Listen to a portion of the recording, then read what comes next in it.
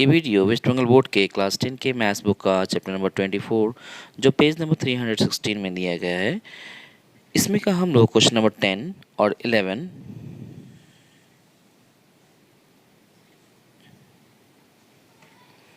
इन दोनों क्वेश्चन का सॉल्यूशन करेंगे। यहाँ पे हमने क्वेश्चन को लिखा जो है क्वेश्चन नंबर 10 और इसमें कहा गया है कि ओ केंद्रीय किसी वृत्त का AOB एक व्यास है एवं वृत्त के ऊपर C कोई एक बिंदु है। इस बार AC, BC एवं OC को मिलाकर दिखाएं कि क्वेश्चन नंबर 1, 2 और 3 इन तीनों को प्रमाण करना है। तो इसके प्रमाण को पूरा करने के लिए हमें क्वेश्चन के अनुसार एक डायग्राम बनाना होगा। तो पहले हम डायग्राम बना लेते हैं। तो जिस तरह से प्रश्न में कहा गया है, हमने यहाँ पे एक वृत्त बनाया जिसका केंद्र O रखा और व्यास का नाम AOB रखा। क्वेश्चन में ही कहा गया है कि व्यास AOB है, इसलिए हमने AOB ही लिखा और प्रश्न में कहे अनुसार हमने वृत्त के ऊपर एक बिंदु लिखा C। अब क्या कहा गया है कि A से C को मिलाना है, O से C को मिलाना है और B से C को मिलाना है। तो हम इसे मिला लेते हैं। यहाँ पे हमने A से C को मिला दिया, O से C को मिलाया और B से C को मिलाया। तो सबसे पहले हम प्रश्न नंबर 1 को करेंगे, इसलिए हम 1 नंबर प्रश्न को यहाँ पे लिख लेते हैं। इसमें क्या प्रूफ करना है? इसमें प्रूफ करना है 10 angle ABC equals to cot angle ACO। हमें ये प्रमाणित करना है। तो हम इसका प्रमाण करेंगे, लेकिन प्रमाण करने के पहले हम इस डायग्राम में से देख लेंगे कि इस रेखाओं के द्वारा कौन कौन से कोण बने हैं और उनके बीच में क्या संपर्क है। तो सबसे पहले हम ये देख रहे हैं कि यहाँ पे एंगल ABC कहा गया है, यानी एंगल ABC कहाँ है? तो ये A है, ये B है और ये C है, यानी हमें इस एंगल का ज़रूरत पड़ेगा। और दूसरा है एंगल ACO। तो एंगल ACO कहाँ है? AC और ये है O, यानी इन दो एंगल को हमको यूज़ करना है और इसे प्रूफ करना है। तो हम पहले क्या करेंगे कि इन दोनों एंगल के बीच में क्या संपर्क है इसे पता कर लेते हैं। एंगल ACB ये 90 डिग्री का होगा। क्यों? क्योंकि एक प्रमेय के अनुसार हम जानते हैं कि अर्धवृत्त का कोण समकोण होता है, यानी अगर ये एक अर्धवृत्त है और AOB व्यास है तो इस व्यास के द्वारा इस अर्धवृत्त पे स्थित किसी बिंदु को मिलाने से जो कोण बनेगा यानी ACB ये 90 डिग्री का ही होगा। त्रिभुज OBC में OB और OC ये क्या है? बराबर है। क्यों बराबर है? क्योंकि ये एक ही वृत्त के अर्धव्यास हैं।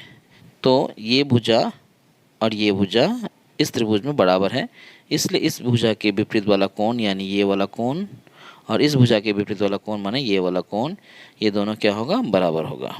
तो अगर हम इसे x मान लेते हैं तो ये वाला भी कितने का होगा? x ही होगा। तो अगर ये x है, ये x है, तो ये एंगल कितने का होगा? अब हम ये फाइंड करना है। चूँकि हम ये जानते हैं कि ये टोटल एंगल 90 का है, टोटल एंगल यानी पूरा C जो एंगल है वो 90 डिग्री का है। और अगर ये एंगल इतना दूर अगर x होता है तो ये कितना होगा? ये होगा 90 डिग्री माइनस x का होगा, 90 डिग्री माइनस x का होगा। ठीक एक ही चीज़ अब हम इस त्रिभुज में देखते हैं। कौन से त्रिभुज में? AOC में देखते हैं, ये वाले में। तो इसमें क्या है कि ये भी एक समद्विबाहु त्रिभुज ही कहलाएगा। क्यों? क्योंकि OC और OA ये एक ही वृत्त के अर्धव्यास हैं और दोनों भुजा बराबर होंगे, इसीलिए बराबर भुजाओं द्वारा बने त्रिभुज एक समद्विबाहु त्रिभुज होगा। और ये बराबर भुजा है इसके साथ, तो इसके विपरीत वाला कोण ये है और इसके विपरीत वाला कोण ये है।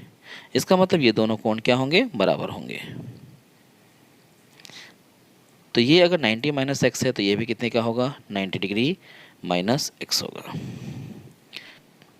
तो हम यहाँ मान लेते हैं, माना एंगल OBC बराबर x। हमने यहाँ पे क्या माना? माना एंगल OBC, यानी ये OBC एंगल है, इसे हमने क्या मान लिया? x माना। इसीलिए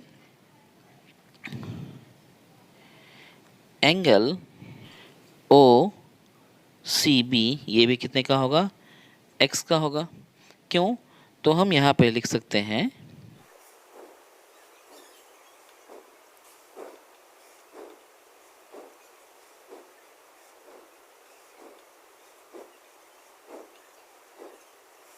तो यहाँ पे एंगल ओ सी बी भी किसके बराबर हो गया, एक्स के बराबर हो गया। क्यों बराबर हो गया, तो हमने यहाँ पे साइड में रीज़न दे दिया है कि समद्विबाहु त्रिभुज के समान भुजा के विपरीत कोण यानी ओ बी सी समद्विबाहु त्रिभुज बन गया है। और ये भुजा बराबर है क्योंकि ये एक ही वृत्त के अर्धव्यास है, तो इन भुजाओं के विपरीत वाले कोण भी बराबर होंगे। तो इस भुजा का विपरीत कोण एक्स है, इस भुजा का विपरीत कोण ये भी एक्स ही होगा। ठीक है, अब हम दूसरा ये भी देखते हैं कि ये जो एंगल ए सी ओ जो होता है ना, एंगल ए सी ओ ये कितने का होगा, ये होगा 90 डिग्री माइनस एक्स। क्यों, इसका भी हम रीज़न बताते हैं। तो यहाँ पे हम क्या देख रहे हैं कि एंगल ए सी ओ जो है वो 90 डिग्री माइनस एक्स होगा। क्यों, क्योंकि ये जो एंगल ए सी बी है ना, ये 90 डिग्री का है। प्रमेय के अनुसार अर्धवृत्त पर बने कोण जो होते हैं ना, अर्धवृत्त पे बने कोण 90 डिग्री का होते हैं। टोटल ये जो एंगल है ना, टोटल एंगल फुल ए सी बी ये 90 डिग्री का है। और इस साइड हमने देखा ये कौन सी डिग्री का है, एक्स का है। तो ये जो एंगल होगा ना वो 90 माइनस एक्स होगा, इसलिए हमने यहाँ पे लिख ही दिया एक angle A C O equals to 90 minus X. Angle C A O ये कितना होगा, ये भी 90 डिग्री माइनस एक्स होगा। क्यों, क्योंकि ये ए ओ सी जो ट्रायंगल है ना, ये भी एक समद्विबाहु त्रिभुज है यानी आइसोसेलेस ट्रायंगल है। तो यहाँ पे हमने रीज़न दिया क्योंकि ट्रायंगल ए ओ सी एक समद्विबाहु त्रिभुज है, ए ओ सी एक समद्विबाहु त्रिभुज है, और इसलिए एंगल ओ सी ए और एंगल ओ ए सी ये दोनों इक्वल होगा। तो हमने रीज़न दे दिया। तो ये सारे एंगल का जो हमने रिलेशन लिखा ये हमें यूज़ करना होगा, हमें ये समझना होगा, और समझ के हम इस क्वेश्चन का सॉल्यूशन करेंगे। अगर ये समझ में नहीं आए तो इस क्वेश्चन को सॉल्व करना थोड़ा सा मुश्किल हो जाएगा। तो अब हम लिखते हैं LHS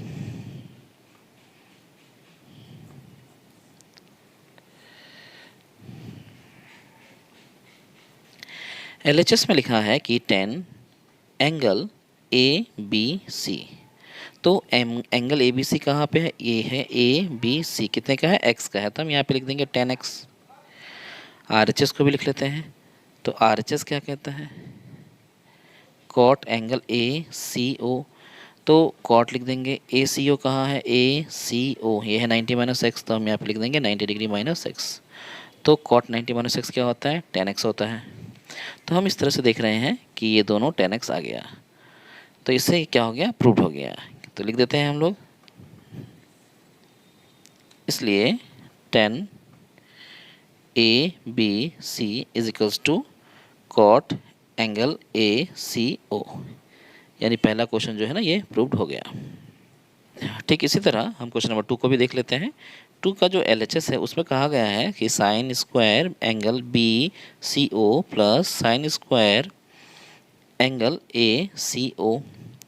तो डायग्राम के अकॉर्डिंग हम लिख लेते हैं। तो हमने ये LHS है, तो हमने साइन स्क्वायर लिखा, एंगल लिखा बी सी ओ। कहाँ है बी सी ओ, तो हमें डायग्राम से देख लेना है। एंगल बी सी ओ जो है वो है एक्स, तो हमने एक्स लिखा, प्लस साइन स्क्वायर है एंगल ए सी ओ जो ए सी ओ एंगल है वो है 90 माइनस एक्स। तो 90 डिग्री माइनस एक्स हमने लिखा। अब क्या करना है, ये साइन स्क्वायर एक्स है, लिख देंगे साइन 90 माइनस एक्स जो होता है ये होता है कॉस एक्स, इसमें स्क्वायर इसलिए स्क्वायर डाल देंगे साइन स्क्वायर। तो साइन के ऊपर स्क्वायर होने की वजह से यहाँ भी स्क्वायर आ गया, तो ये बन गया कॉस स्क्वायर एक्स। और sine square x plus cos square x का वैल्यू कितना होता है, 1। तो ये RHS जो है प्रूव हो गया। इसी तरह से 3 नंबर भी कर लेंगे। क्वेश्चन नंबर 3 में हमें ये प्रूव करना है। तो पहले हम LHS को लिख लेते हैं। LHS में क्या कहा गया है, ये कहा गया है कॉसेक स्क्वायर एंगल CAB -1। और डायग्राम में हमें देख लेना है। डायग्राम में हम देख लेते हैं कि एंगल CAB कहाँ है। तो एंगल CAB का जो वैल्यू है वो है 90 माइनस एक्स। तो हम लिख लेते हैं, तो कॉसेक स्क्वायर है एंगल CAB की जगह पे हम लिख देंगे 90 डिग्री माइनस एक्स और फिर -1। तो ये जो कॉसेक स्क्वायर 90 माइनस एक्स है ये बन जाएगा सेक स्क्वायर एक्स। तो हम यहाँ पे लिख देंगे सेक स्क्वायर एक्स -1। ये फार्मूला है, ये फार्मूला को याद रखना है। सेक स्क्वायर एक्स -1 होता है tan स्क्वायर एक्स। तो हम ये भी लिख लेंगे। अब चलते हैं आरएचएस में।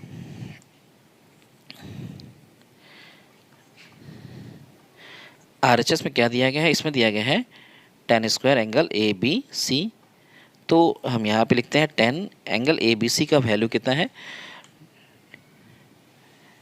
तो स्क्रीन में डायग्राम देख के हम समझ जाएंगे कि एंगल ए बी सी कितना है। तो एंगल ए बी सी का जो वैल्यू है वो है x, तो हम यहाँ पे x लिखेंगे। इस पे स्क्वायर होने की वजह से यहाँ भी स्क्वायर लगा देंगे। तो हम देख रहे हैं कि ये दोनों LHS और RHS दोनों क्या आ गया, सेम आ गया। इसलिए हम यहाँ पे लिख देंगे LHS इक्वल्स टू RHS, यानी ये हो गया प्रूव्ड।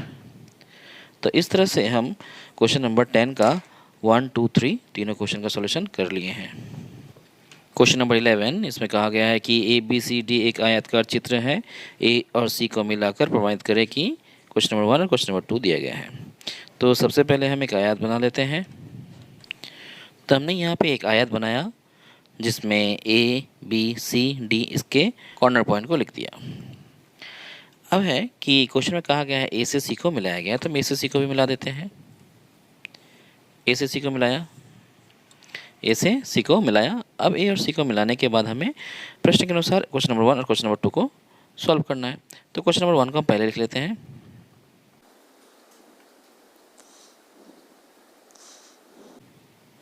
हमें ये प्रूफ करना है, तो कौन से एंगल के बीच में संपर्क निकालना है, ए सी डी, यानी ए सी डी ये एंगल के बीच में हमें संपर्क निकालना है। वो किसके साथ, ए सी बी के साथ, यानी ए सी बी इसके साथ। तो इन दोनों कोनों के बीच में हमें संपर्क निकालना है। तो हम जानते हैं कि एक आयत है, आयत के प्रत्येक कोण का जो मान होता है ना वो 90 डिग्री का होता है। इसका मतलब ये टोटल एंगल 90 डिग्री का है, ये भी 90 डिग्री का है, और ये पूरा भी 90 डिग्री का है, और ये भी 90 डिग्री का है। तो अगर हम ये मान लें कि ए सी डी एंगल जो है ये x है, तो हम यहाँ लिख लेते हैं माना एंगल ए सी डी बराबर x।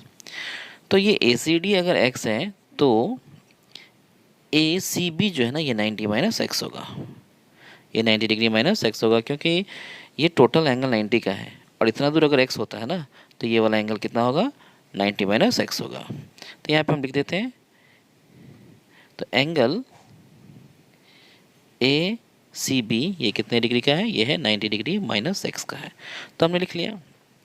अब हम क्या करते हैं, LHS में लिख लेते हैं। LHS को लिखते हैं, तो LHS में क्या होगा, LHS में देखते हैं कि ये जो tan angle A C D दिया गया है ये हो गया 10, और हम ए सी डी की जगह पे क्या यूज़ करेंगे, x, तो ये 10x हो गया। ठीक, इसी तरह से हम RHS को भी लिख लेते हैं। RHS में हमने लिखा cot angle A C B जो क्वेश्चन में ही दिया गया है। तो हम देख लेते हैं एंगल ए सी बी कहाँ है, तो ए सी बी ये कितने डिग्री का एंगल है, 90 डिग्री माइनस एक्स का एंगल है। तो हमने यहाँ पे इक्वल लगाया, इक्वल के बाद कॉट लिखा और इस एंगल ए सी बी की जगह पे 90 डिग्री माइनस एक्स लिखा। कॉट 90 डिग्री माइनस एक्स क्या होगा, 10x होगा। ये फॉर्मूला ही होता है। तो हम LHS में भी देख चुके हैं कि ये 10x आया है और RHS में भी 10x आया है, इसलिए हम लिख सकते हैं LHS इक्वल्स टू RHS, और ये क्या हुआ, प्रूव हो गया। क्वेश्चन नंबर 2 में हमें प्रूफ करना है tan square angle C A D plus 1 equals to 1 by sine square angle B A C. तो हमने डायग्राम में पहले से ही यहाँ पे लिख लिया है। सी ए डी कौन सा एंगल है ये देख लेते हैं, सी ए डी यानी ये वाला एंगल, और बी ए सी ये वाला एंगल। अच्छा, तो हम देखते हैं कि ये जो एंगल है ये एंगल इसके इक्वल होगा। एकांतर कोण होने की वजह से यहाँ पे z बन रहा है, और एकांतर कोण का सबसे बड़ा पहचान है कि वो z बनाता है। तो डी सी ए और सी ए बी एकांतर कोण होने की वजह से दोनों बराबर होंगे, इसलिए हमने यहाँ पे भी x लिखा। और ठीक इसी तरह से बी सी ए जो है वो सी ए डी के साथ एकांतर कोण है कि दोनों ही यहाँ भी z बना रहे हैं, इसलिए 90 माइनस एक्स है तो ये भी 90 माइनस एक्स ही होगा। तो इस तरह से हमने एंगल को लिख लिया और हम LHS RHS दोनों को कैलकुलेट करके प्रूफ कर देंगे। तो हम इसका प्रूफ कर लेते हैं। यहाँ पे हमने प्रूविंग कर लिया है। तो पहले क्वेश्चन को लिखा, फिर LHS को यहाँ लिखा। LHS में कहा गया tan square C A D plus 1, तो हमने tan स्क्वायर लिखा। और सी ए डी जो एंगल है ना, सी ए डी हम एंगल जो है वो स्क्रीन में दे देंगे। स्क्रीन से एंगल को देख लेंगे और ये सी ए डी जो एंगल है वो 90 माइनस एक्स है, इसलिए हमने यहाँ पे 90 माइनस एक्स लिखा, प्लस देखिए 1 लिखा क्योंकि क्वेश्चन में दिया गया है। टेन स्क्वायर 90 माइनस एक्स क्या होता है, कॉट स्क्वायर एक्स होता है, फॉर्मूला है हमें याद रखना है, प्लस देखिए 1 लिखना है वो भी लिख दिए, और कॉट स्क्वायर एक्स प्लस 1 क्या होता है, कॉसेक स्क्वायर एक्स होता है, ये भी हमें याद करके लिख लेना है फॉर्मूला के हिसाब से। RHS में क्या दिया गया है, 1/sin स्क्वायर एंगल BAC दिया गया है, हमने लिखा 1 के प्लेस में 1 लिखा, साइन के प्लेस में साइन लिखा, स्क्वायर के प्लेस में स्क्वायर लिखा, और BAC क्या है, BAC का जो वैल्यू है वो है x डिग्री, इसलिए हमने यहाँ पे x लिख दिया। और 1/sin स्क्वायर एक्स का फॉर्मूला होता है, कॉसेक स्क्वायर एक्स का फॉर्मूला होता है, इसलिए हम यहाँ देख रहे हैं कि जो LHS है उसको सॉल्व करने के बाद भी कॉसेक स्क्वायर आ गया, और RHS को भी सॉल्व करने के बाद कॉसेक स्क्वायर एक्स आ गया। तो हम यहाँ पे क्या लिख सकते हैं, यहाँ हम लिख सकते हैं LHS इक्वल्स टू RHS। इस तरह से ये क्वेश्चन का जो है प्रूविंग कंप्लीट हो गया।